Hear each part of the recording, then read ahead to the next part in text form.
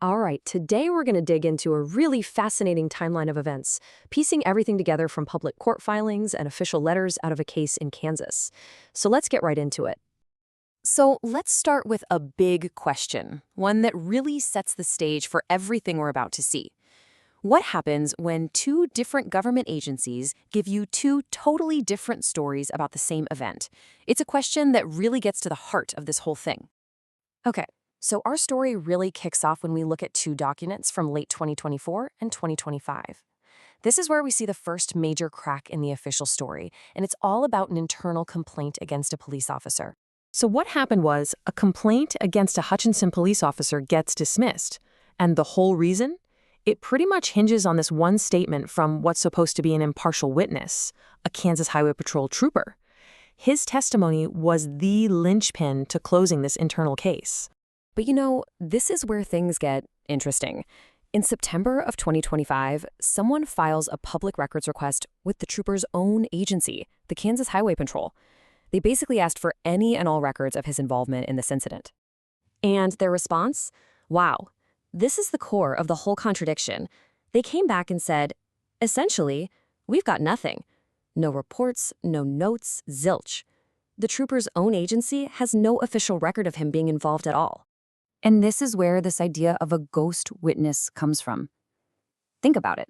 The key testimony used to clear an officer comes from someone whose own department has zero official record of him even being there or saying anything. It's why the allegation is being made.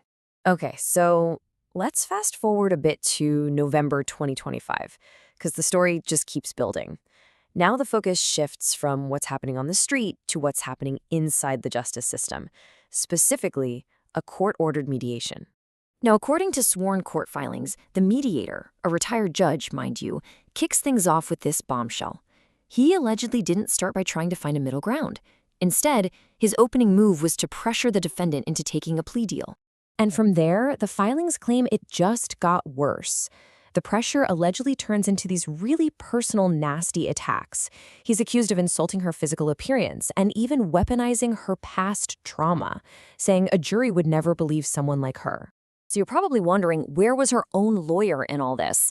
Well, the documents paint a pretty stark picture. Complicit silence. He allegedly just sat there. And that alleged failure to step in and defend his client is what led to a formal bar complaint being filed against him. So after that mediation fell apart, you might think things are looking bleak. But then, the tide really starts to turn. By January of 2026, the entire legal picture looks completely different. And boom, two huge victories back to back. First, a whole case against her gets thrown out completely. And maybe even more importantly, a judge agrees to reopen a critical hearing in the main case, basically saying, yeah, her last lawyer might not have done a good job. We need to look at this again. Okay, so those were big wins in court, right? But what the court filings allege happened next, just days later, is a really critical piece of this puzzle. So check this out. Just days after those wins, two things happen that the lawsuit calls direct retaliation. First, there's a traffic stop where a backpack gets seized for a pretty vague reason. Then, a couple of days later, a public records request gets blocked in writing. And here it is, the official tag from that stop. You can see it right there. The reason listed is safekeeping. The lawsuit is basically saying, come on, what was the real reason? This was just harassment. And then there was that second thing. Just 2 days after the seizure, a request for public records gets denied. And the reason given, according to the filings, was crystal clear. She was denied access, a basic right any citizen has, specifically because she had mentioned a lawsuit.